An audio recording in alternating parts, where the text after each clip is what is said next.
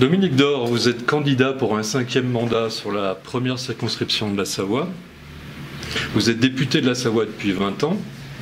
En face de vous, vous aurez la plus jeune candidate d'En Marche, Tiffany Degois, 24 ans. À l'heure où l'on parle de renouvellement de la vie politique, est-ce bien raisonnable de briguer un 5e mandat? Je sais pas, est-ce bien raisonnable d'être candidat aux législatives à 23 ans? C'est pas sûr. Et dans le contexte contexte un peu inédit et incertain dans lequel on est, je pense qu'au contraire, on aura besoin à l'Assemblée nationale de gens qui ont de l'expérience. Mais n'est-ce pas dommage que des élus s'accrochent ainsi à leur mandat? Est-ce que vous trouvez que je m'accroche? J'ai 57 ans. Est-ce que vous trouvez que je suis disqualifié pour continuer? 20 ans, c'est... C'est de l'expérience accumulée. Vous percevez mensuellement une indemnité de député-maire, à laquelle s'ajoute une indemnité représentative de frais de mandat, de 5 800 € environ par mois, soit 350 000 € sur un mandat. Qu'en avez-vous fait? Alors sur l'indemnité représentative des frais de mandat, c'est une indemnité qui sert à financer les trajets, à payer les loyers de la permanence, qui sert à payer les fluides, le chauffage, les contrats de photocopie et tout ça. Et donc cette indemnité qui est versée à tous les députés et qui continuera à l'être, est donc faite, comme son nom l'indique, pour couvrir les frais de mandat. Oui, mais c'est d'argent public. D'autres députés publient, dont René Dosière, par exemple, député PS de l'Aisne, publie en détail ses dépenses. Oui, je crois qu'il doit être le seul, mais effectivement c'est possible. De toute façon, tout ça est contrôlé par l'Assemblée nationale quand même, donc c'est pas de l'argent qui s'évapore dans les airs. Oui, mais le détail n'est pas public. Nous respectons à la règle. Vous respectez à la règle. À la lettre la règle. Vous pouvez aller plus loin. Oui, on peut aller plus loin. Oui. Vous n'avez pas envie de le faire. C'est un travail de plus, pourquoi pas. Ça ne me gênerait pas de le faire, mais c'est pas quelque chose qui est demandé, et c'est pas quelque chose qui est courant. Que pensez-vous de ce président Emmanuel Macron et de ce gouvernement, dont le Premier ministre Édouard Philippe, de droite, appartient à votre parti? Je pense que c'est un cas de figure inédit. Avec un président de la République dont on ne sait pas très bien s'il est à gauche, s'il est à droite ou s'il est ailleurs, ce qui est d'ailleurs probablement le cas. Et donc ça ouvre des perspectives qu'on n'a pas connues depuis 1958 pratiquement, avec un cas de figure de ce type qui appellera les élus, les parlementaires responsables à se positionner non pas par rapport à une étiquette mais par rapport aux différents projets qui seront soumis à l'Assemblée nationale. Est-ce que vous allez soutenir ce gouvernement ? Je ne vais pas soutenir le gouvernement, mais je vais être dans une attitude totalement ouverte. J'ai publié sur Internet, c'est à la disposition de chacun, un peu la plateforme de conviction qui nous anime. Chaque fois que le gouvernement proposera un texte venant sur cette plateforme de conviction, je le voterai. Chaque fois qu'il s'en éloignera, je ne le voterai pas. Par exemple, sur la réforme du droit du travail Sur la réforme du droit du travail, je la voterai. Puisque, vous savez, moi j'ai soutenu Fillon dans la campagne présidentielle qui disait « je veux réformer le code du travail par ordonnance cet été ». Bon, Macron réforme le code du travail par ordonnance cet été. Donc simplement parce que l'émetteur change, je devrais changer d'attitude. Non, il n'en est pas question. De même, sur le rétablissement de la défiscalisation des heures supplémentaires, c'est une mesure que j'ai votée sous Sarkozy, qui a été enlevée par Hollande, il veut la remettre. Très bien, je la voterai. Est-ce que vous pensez que l'électeur s'y retrouve là-dedans ? Il faut savoir, l'électeur ne veut plus des vieux partis et du vieux système. Donc l'électeur est contraint à faire un effort pour essayer de s'y retrouver dans un chemin qui est un peu différent. Derrière vous, il y a votre affiche de campagne. Traditionnellement, bien sûr, on y trouve la photo de votre suppléante, Marie-Claire Barbier, mais cette photo est toute petite, c'est de la misogynie. Certainement pas de la misogynie. D'habitude, je ne mettais pas la photo du suppléant sur l'affiche, parce que, comme vous le savez, le suppléant n'a pas de rôle institutionnel consacré par la loi. Et donc, Marie-Claire est présente dans toute notre communication. D'accord, donc vous innovez, mais bon, elle n'a pas une très grande place non plus. Elle a la place qu'on a jugée utile du point de vue institutionnel. Il y a un peu fausse donne quand vous voyez sur des affiches deux personnes à égalité, alors qu'en fait, elles n'ont pas du tout le même rôle institutionnel.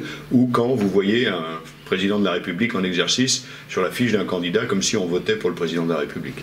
Vous avez l'habitude de dire qu'Aix-les-Bains est à droite depuis les Romains. Je ne sais pas si j'ai jamais dit ça, mais c'est à peu près la vérité. Voilà, je vous ai entendu, même filmé en conseil municipal le dire. Au mois de juillet, la loi sur le non-cumul des mandats s'appliquera à vous si vous êtes élu député.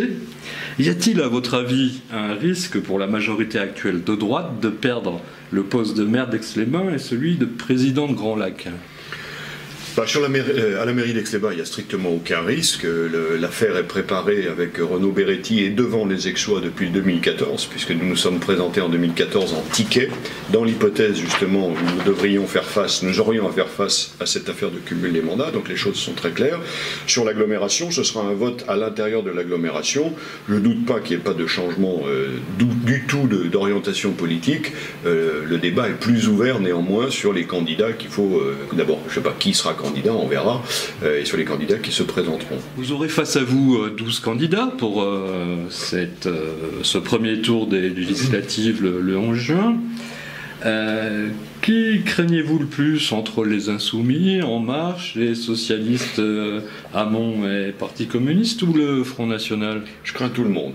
On est dans une compétition électorale et ceux qui commencent à penser qu'ils ne sont hors de portée des uns ou des autres commencent à être en situation dangereuse. Vous pensez que les choses pourraient se jouer dès le premier tour? Non, c'est pas possible. Avec 13 candidats, il n'est pas question, c'est absolument arithmétiquement impossible d'avoir une élection au premier tour. Par contre, vous ne répondez pas à ma question. Celle que je vous ai posée parmi ceux que j'ai cités, ceux qui vous paraissent... Ils me paraissent tous dangereux.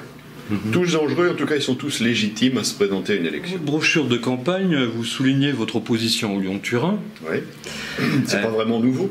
C'est pas vraiment nouveau. Bon, il y a eu différentes versions sur votre position là-dessus. Ce projet est chiffré aujourd'hui à environ 25 milliards d'euros. La fin des travaux ne verrait le jour qu'en 2030, voire 2040. D'ici là, le développement du ferroutage sur les voies historiques vous paraît-il nécessaire? Alors d'abord, ma position n'a pas varié. Elle a varié à un seul moment, c'est quand les experts nous disaient que le trafic de marchandises dans les vallées alpines allait tripler en 30 ans. À ce moment-là, j'étais évidemment pour le Lyon-Turin. Sauf que 30 ans ont passé et que le trafic n'a pas bougé. Voilà, donc moi je crois qu'il faut qu'en effet il y ait un maximum de marchandises qui passent sur les rails, mais encore faut-il qu'on sache les transporter.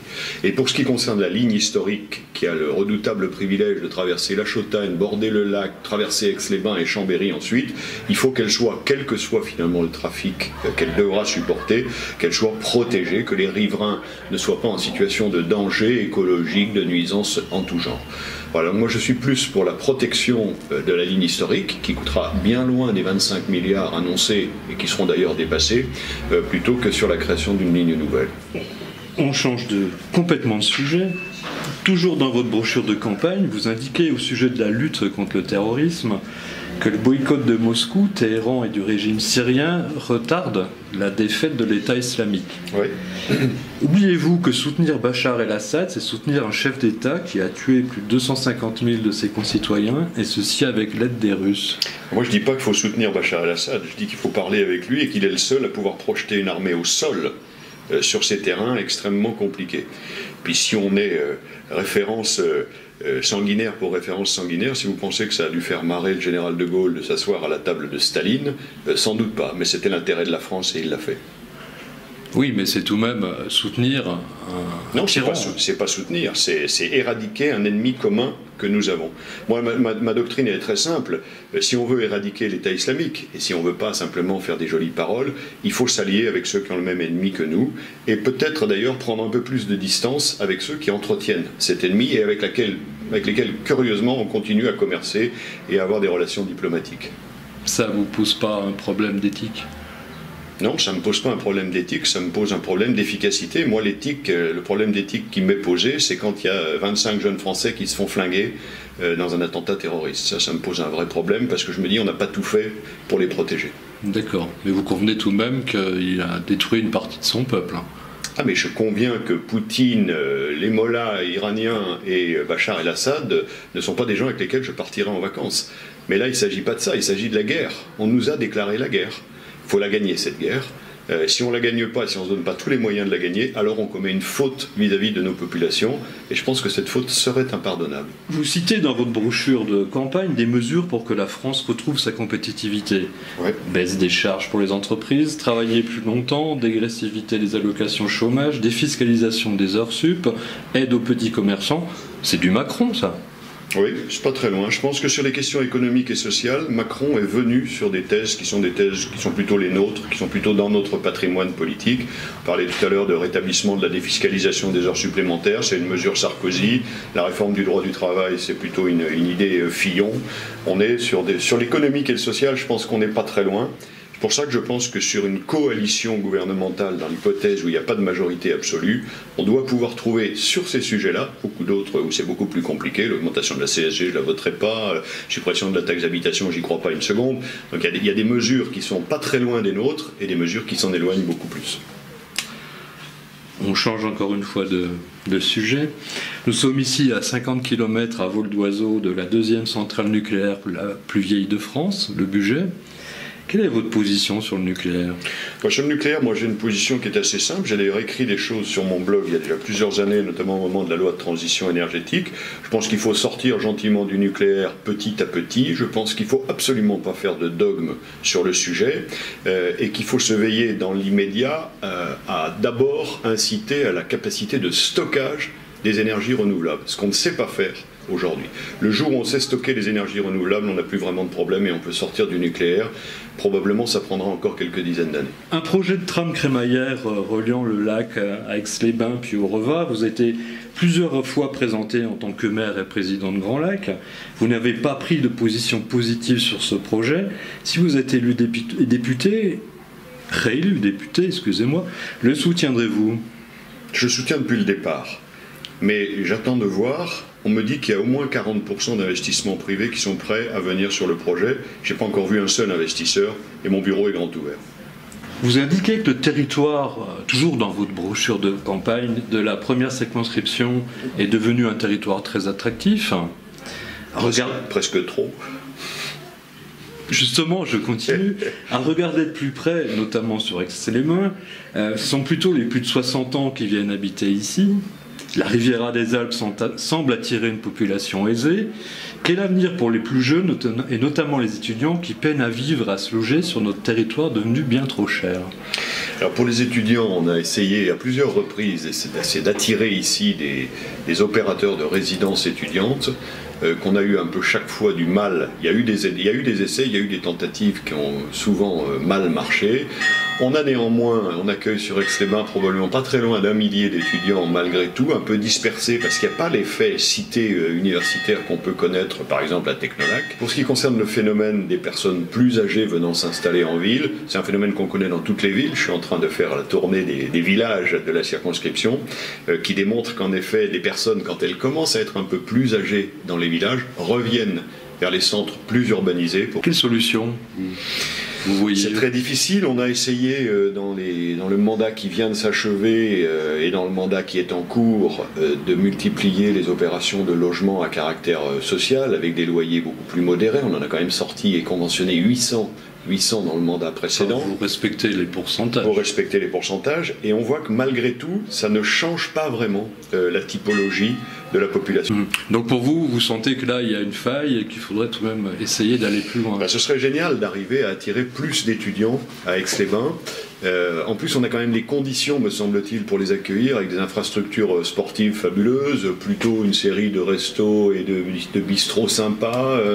On a un ensemble, un cadre de vie qui, me semble-t-il, se prêterait plutôt bien à une ville étudiante. Il faudra peut-être une liaison géniale sur le lac, entre Technolac et ça serait génial. On va sans doute l'expérimenter d'ailleurs, ces liaisons fluviales. Apparemment, c'est malheureusement pas compétitif en temps de trajet. Parce qu'en plus, si vous voulez, quand vous arrivez pas à Technolac. Il faut encore arriver au port et ensuite aller à Technolac. Oui, mais les étudiants peuvent emmener leur vélo. Oui, peut-être. Peut-être des systèmes de navettes de vélos électriques, de vélos stations. Ou le vélo sur le bateau. Oui, c'est peut-être des choses possibles.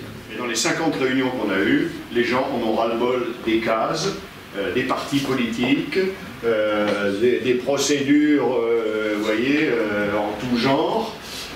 Et donc on est dans un jeu nouveau que je n'ai pas voulu, de manière très claire, mais qui s'impose à nous aujourd'hui.